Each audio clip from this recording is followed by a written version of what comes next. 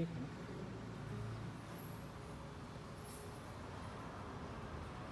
जय बोलो 24 भगवान की जय बोलो अनंतानंत सिद्ध परमेश की भगवान की जय बोलो चारित्र चक्रवर्ती आचार्य शांति सागर मुनि महाराज की जय बोलो आचार्य विद्यानंद मुनि महाराज की जय बोलो धीर सेन मुनि महाराज की जय बोलो आरिका श्रुतमती माता जी की जय बोलो आरिका भरतमती माता जी की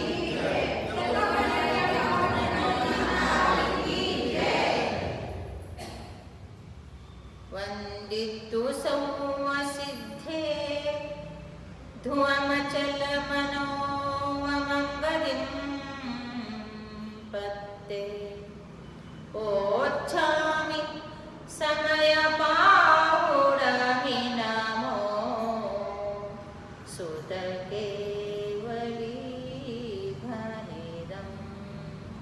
सुदकेवलीभनिदं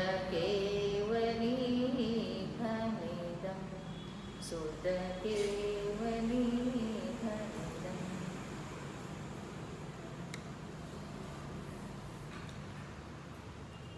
समय साथ अभी जो सतीश और शालिनी बेंगलोर से आए हैं, कल ही आए और ये बेंगलोर में स्कूल में संगीत पढ़ाती है और अभी हिंदी भी पढ़ाती है और ये बाहर कंट्री में जॉब किए, अभी बेंगलोर में ही रहते हैं और बहुत धार्मिक है। अष्टांगिक पर्व अलग अलग क्षेत्रों में जाके अष्टांगिक पर्व 40 लोग हैं, दिल्ली से भी आते हैं, बेंगलोर से भी आते हैं और ये सब मिल के 15-15 दिन एक एक क्षेत्र में रह के अपना ही सारे व्यवस्था लेके जाते हैं। वहाँ रह के बहुत सुंदर अपने साउथ इंडियन का इसमें जैसा संगीत में बहुत सुंदर पूजा करते हैं, इसलिए उनको बहुत बहुत आशीर्वाद। और इसी प्रकार वो अभी ज्ञान केंद्र में इस साल में यही आने वाले अष्टांगिक ज्ञान केंद्र में करने वाले थे, तो मैं यहाँ पर हूँ, तो अभी नेक्स्ट नहीं तो नेक्स्ट करेंगे वहाँ पर, आप सब लोगों को भी बुलाएंगे वो।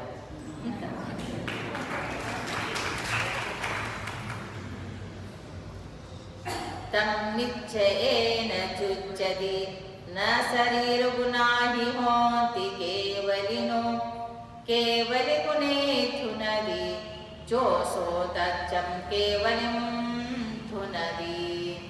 अब समय सार के गाथा में आचार्य कह रहे हैं कि क्या कह रहे हैं कि जिस प्रकार व्यवहार ने जो है व्यवहार में से शरीर की स्तुति करना उसके लिए तो ठीक है, लेकिन निश्चय में से जो है शरीर की स्तुति करे तो आत्मा की स्तुति नहीं हो सकती है, क्योंकि आत्मा का लक्षण अलग है, गुण अलग है, स्वभाव अलग है।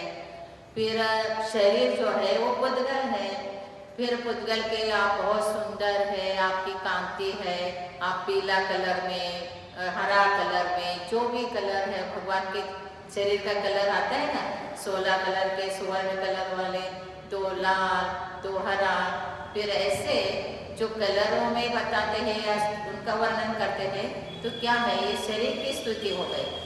आप कितना भी कहोगे तो निश्चय से वो आत्मा की स्तुति हो ही नहीं सकती है। तो व्यवहार के लिए ठीक है, व्यवहार से जो स्तुति की जाएगी तो जो दिखता है उसी की स्तुति की जाएगी, लेकिन कहते हैं निश्चय से क्या होना चाहिए, कैसे नहीं है बताते। तम निश्चयेन न चुच्यति, तो निश्चय से जो शरीर की स्तुति करने से आत्मा की स्तुति नहीं हो सकती है, क्योंकि केवलिनो शरीर गुणा न होती। केवली में जो शरीर के अंदर गुण है वो केवली के अंदर है नहीं, अर्थात केवली भगवान बोले तो आत्मा, शुद्ध आत्मा को प्राप्त हो गए, केवल ज्ञान प्राप्त हो गया। तो जो शरीर के लिए सफेद बोलोगे या लाल बोलोगे, हरा बोलोगे, पीला बोलोगे और इस प्रकार सुंदर बोलोगे, कांति बोलोगे, जो कुछ भी वर्णन करोगे तो ये सारे शरीर में है ही नहीं, तो केवली के अंदर तो ये गुण है ही नहीं। फिर शरीर की स्तुति करके केवली भगवान की स्तुति करना ये गलत होगा, ऐसे निश्चय नहीं से आचार्य वो जो प्रश्न पूछता उनको उत्तर दे रहे हैं।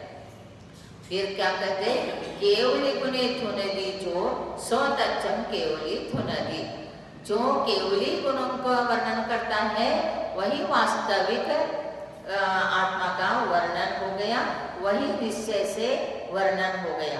केवली का अंदर क्या है, केवल ज्ञान स्वरूप भी है, अनंत चतुष्टयमय है और जो न्यायक है और कर्ममल से रहित है, ये आदि आदि आत्मा का गुणों का वर्णन हो गया। फिर जो पीला है, सफेद है, फिर आपका कांची कितना है, आपके कान ऐसे है, आपके नाक ऐसे है, तो वर्णन करेंगे तो शरीर का वर्णन हो गया।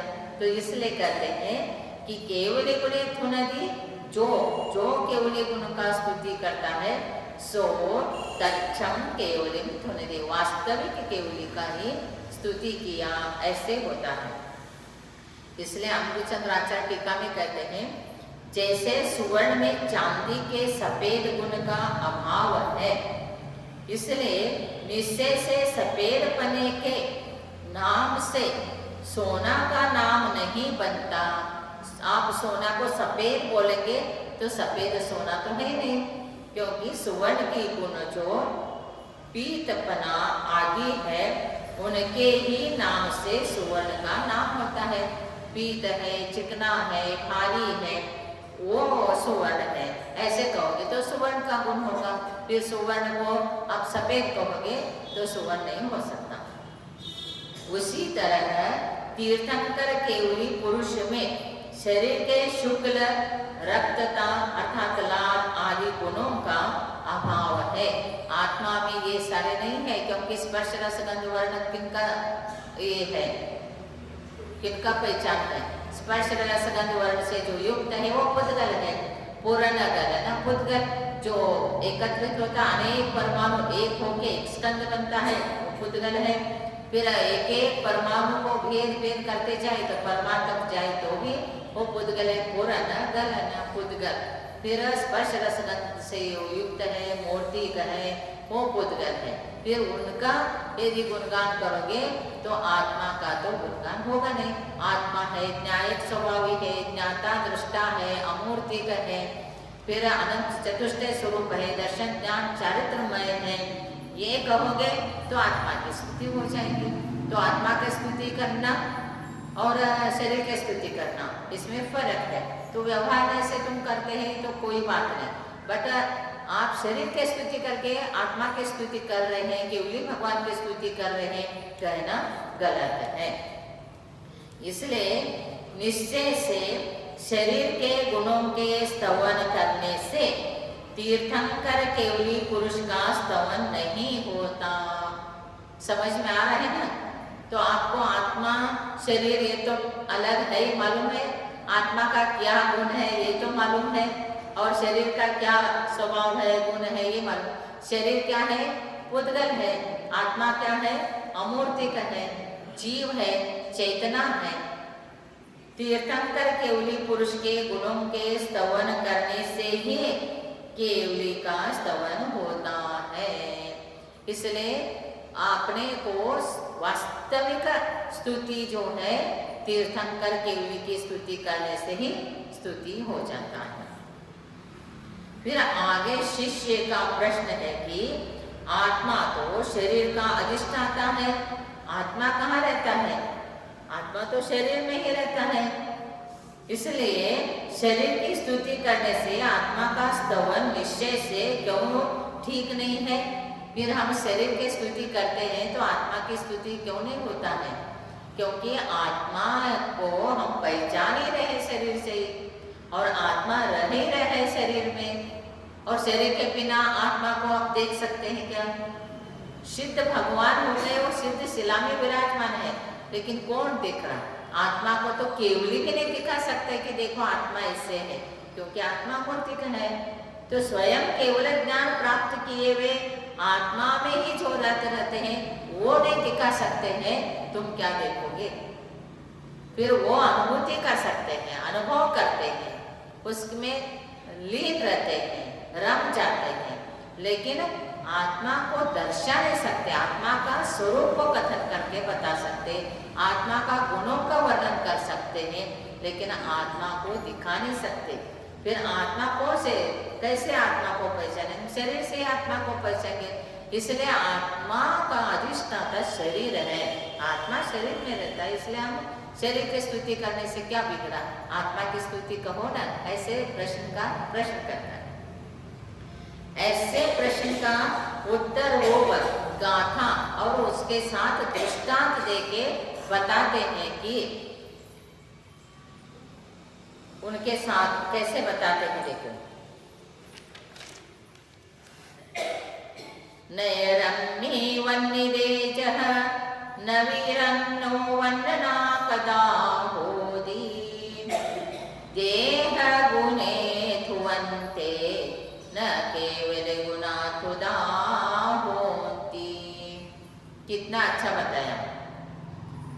नैरम्ये वन्निदेजः, हमने इनको वैशाली हुई क्या, शालिनी को प्राकृत भी पढ़ा है, इसको भी आता है प्राकृत। नैरम्ये वन्निदे, ये जो है प्राकृत गाता है कुंद आचार्य के। नैरम्ये वन्निदे जह, जिस प्रकार नगर का वर्णन करने से नवीरन्नो वर्णना कदा होगी, रन्नो मीन्स राजा का वर्णन कभी हो ही नहीं सकता। नगर का वर्णन करने से राजा का वर्णन नहीं हो सकता। फिर देह गुणे, देह गुणे मीन्स शरीर के गुणों का वर्णन करने से न तुवंती केवली गुणा तुदा होती, फिर शरीर का गुणों का वर्णन करने से कभी भी केवली गुणों का वर्णन किया है ऐसा नहीं हो सकता। तो इस प्रकार से कहा जाता है कि नैरम्ये वन्निदे, नगर का वर्णन करने से किसका वर्णन नहीं हो सकता? राजा का वर्णन नहीं हो सकता। नगर का वर्णन करने से राजा का वर्णन नहीं हो सकता। उसी प्रकार से देखो कितना अच्छी बात कह रहे हैं, उसी प्रकार से देह गुणे थुवन्ते, देह शरीर का गुणों का वर्णन करने से न केवली गुणा थुदा होती, केवली भगवान के गुणों का वर्णन हो ही नहीं सकता है। ये तो एकदम आपको एकदम सही पता चल रहा है ना। फिर समय सार क्या है आपको पता चल रहा है ना। बहुत से लोग समय सार के नाम से डरते थे, अरे समय सार में क्या बताया, समय सार जो पढ़ा है तो बहुत ज्ञानी है, और वो पढ़ के कौन से समय सार पढ़ने वाला ज्ञानी कह रहे, एकांत, इसमें से सिर्फ एकांत को पकड़ के चलते हैं। भले ही वो कह रहे हैं शरीर का वर्णन करने से आत्मा का वर्णन नहीं, लेकिन व्यवहार को नहीं छोड़ रहे हो। आगे जाके उसका भी क्लियरिटी करेंगे तो पहला एक एक चीज को सच साफ सुथरा बताएंगे कि ये ऐसे है, ये ऐसे है, फिर तुम ऐसे करोगे तो क्या होगा। तो सारे चीजों को पहला क्लियर बताते हैं, फिर आपके नॉलेज में दे देते हैं, अपने को ज्ञान करके देते हैं कि आत्मा का लक्षण क्या है, स्वभाव क्या है, फिर शरीर का लक्षण क्या है, स्वभाव क्या, फिर व्यवहार से क्या कहा जाता है, निश्चय से क्या कहा जाता है। फिर अपने को दोनों का ज्ञान होने के बाद, फिर आपको भेद ज्ञान होने के बाद, फिर आप व्यवहार से भी कुछ करेंगे, वो निश्चय के लिए कारण बन जाएगा। ये आगे जाके सब करेंगे, आप मत समझ लेना कि यहीं पर छूट जाएगा, आगे भी बहुत अच्छी तरह से बताते बताते सब बताएंगे। फिर वो कहते हैं कि ये दृष्टांत से कहा, जैसे नगर का वर्णन करने पर राजा का वर्णन किया नहीं होता, उसी तरह देह के गुणों का स्तवन होने से केवली के गुण स्तवन हो किसे किए नहीं हो सकता। अर्थात वो अमृतचंद्र आचार्य अपने कलशों से और उल्लेख करके बताते हैं, यह नगर ऐसा है कि जिसने, अर्थात कोट, परकोट होता है ना नगर का रक्षण के लिए, परकोट से आकाश को ग्रस लिया है। इतना ऊंचा ऊंचा परकोट है तो ये परकोट ने आकाश को ग्रस लिया है, अर्थात इसका कोट बहुत ऊंचा है।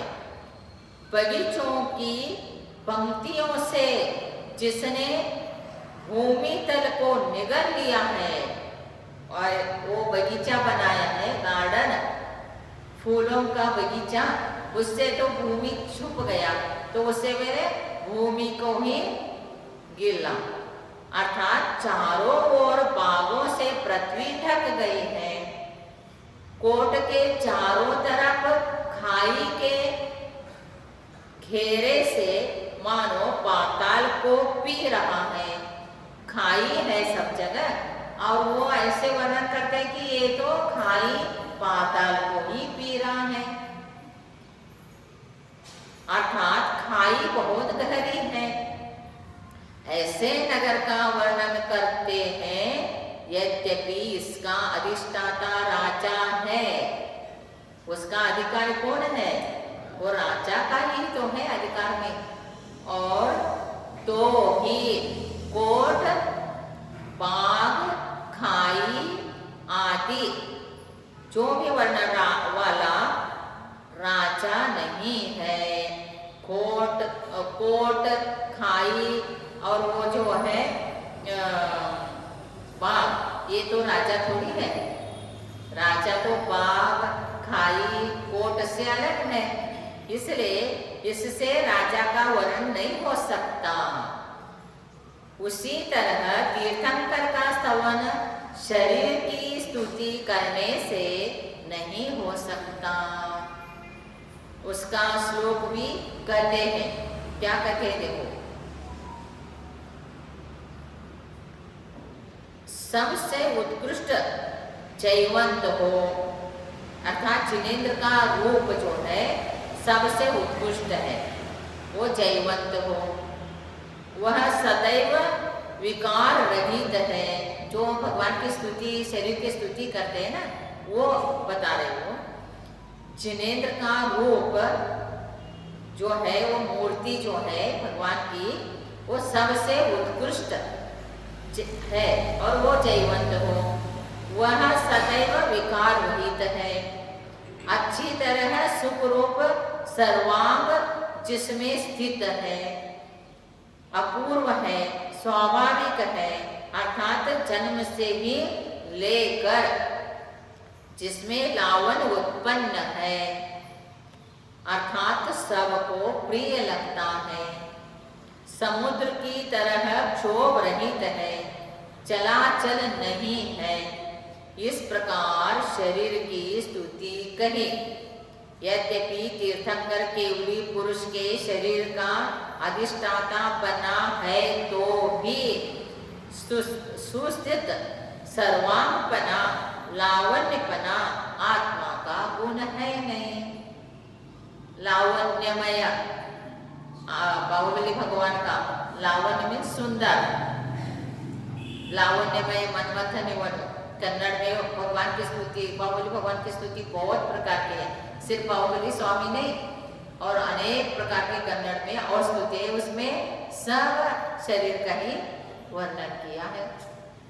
तो इसलिए कहते हैं, इसलिए तीर्थंकर केवली पुरुष के इन गुणों का अभाव होने से, उसमें तीर्थंकर पुरुष में ये गुण है ही नहीं, तो चलाचल रहित है, सुंदर है और बहुत सबको प्रिय है और इतना अट्रैक्शन है, ये सब कहे तो किसको कह रहे हैं?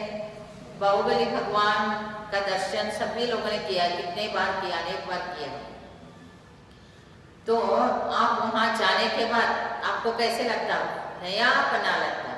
अब भी आए और दर्शन करो, छोड़ के आने का मन नहीं करता। भगवान के सामने ही बैठे रहो, ऐसे मन करता। तो वो सारे जो सुंदरता है, वो शिल्पी ने उस मूर्ति में इतने सुंदरता बनाया है।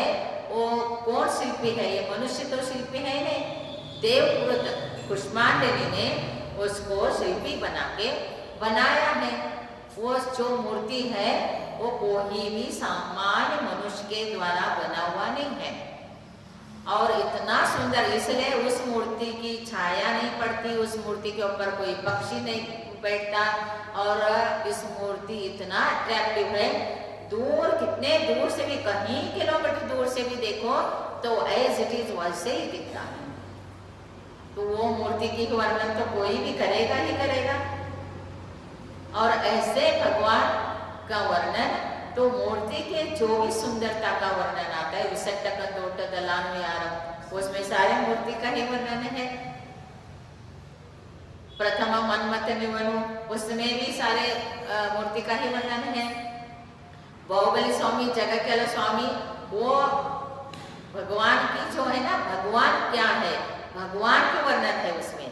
ये भगवान आप जो है सबके स्वामी है। वो कन्नड़ में जो कहा है, ये जो पट्ट महादेवी शांतला ने वो स्तुति बोलती थी वो छोटेपन में बाहुबली भगवान के सामने जाके, वहाँ का पूजारी उपाध्याय उनको बोलने के लिए कहते थे। इतनी छोटी थी, 6 साल की, तब वो जब भी जाती, जैसा ये संगीत में बोला ना, ऐसे ही संगीत में बोलती थी। तो शास्त्रीय संगीत में उसको हमेशा बोलती थी। तो इसलिए उसका वर्णन में भगवान के लिए कहा, हे भगवान, हे आत्मा, मतलब बाहुबली भगवान आप जो है ग्रस्त अवस्था में जब थे तो उनका वर्णन है कि जो भरत चक्रवर्ती के आप भाई रहे, आदिनाथ भगवान के प्रथम पुत्र रहे, और फिर चक्रवर्ती को आपने जीता, राज को आपने दिया, और फिर दीक्षा लिया, तपस्या किया, फिर केवल ज्ञान प्राप्त किया। ये बाहुबली स्वामी में ये वर्णन आता है। तो कहने का तात्पर्य, ऐसे हम लोग को जो दिखता है उसी का हम वर्णन करेंगे, लेकिन वास्तविक जो है आत्मा का गुणों का ही वर्णन होना चाहिए। और आत्मा का गुणों का वर्णन भी करो, आत्मा को गुणों को जानो, फिर आप भगवान की वर्णन करो तो तुम्हारा व्यवहार सच्चा हो जाएगा। निश्चय स्तुति क्या है, महान है। तो कैसे है वो, इसरे ज्ञेय न्यायिक संकर दोष परिहारेण तावत्। फिर आत्मा की जब स्तुति करेंगे, निश्चय स्तुति करेंगे, तो ज्ञेय न्यायिक संकर दोष जो है, संकर दोष तो आपको मालूम है, दो चीज को मिलने के बाद, जाति दो मिल गया तो संकर दोष आता है, बोलते हैं ना। वैसे ही पुद्गल और आत्मा, इनके ज्ञेय पुद्गल वस्तु है, न्यायक आत्मा है, इनके मिलके जो है उसमें वो मिलावट का स्तुति नहीं, मिलके होते हुए भी उसको अलग करके स्तुति करना, वो निश्चय स्तुति है, वो वास्तविक आत्मा का स्तुति है। वो कैसे संकर दोष, ज्ञेय न्यायक संकर दोष रहित आत्मा की स्तुति कैसे की जाती है ये बता रहे। जो इंदे चिनिता नान सहावार्यं मुनादि आदम तं खलो चिदिन्द्रियं ते भवन्ति चे निच्छेदा साहु। साहु निश्चय से, साधु परमिष्टि, जो क्या कहते, जो इंद्रिय चिनिता, जो इंद्रियों को जीता है, नान स्वभाव, न्यायक स्वभाव आत्मा, अधियम, इस संसार में सबसे ऊपर है, सबसे अधिक है, महान है। मुनदि आदम, ऐसे आत्मा को जो जानता है, मुनदि मीन्स मनन पूर्वक जानता है, तम खलु, उनको वास्तविक जितेंद्रियम, उनको जितेंद्रिय कहा है, और ते भनंती जे निश्चयदा, और उनको निश्चय को जाना है, आत्मा को जाना है, साधु ऐसे कहा जाता है। इसका एक्सप्लेनेशन कल विशेष करेंगे। जय बोलो 24 भगवान की जय। नमो अरिहंताणं, नमो सिद्धाणं,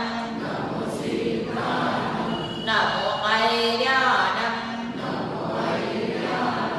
नमो उवच्छायाणं, नमो लोभे सौवसाहुणं। जय बोलो आदिनाथ भगवान की, जय बोलो महावीर भगवान की।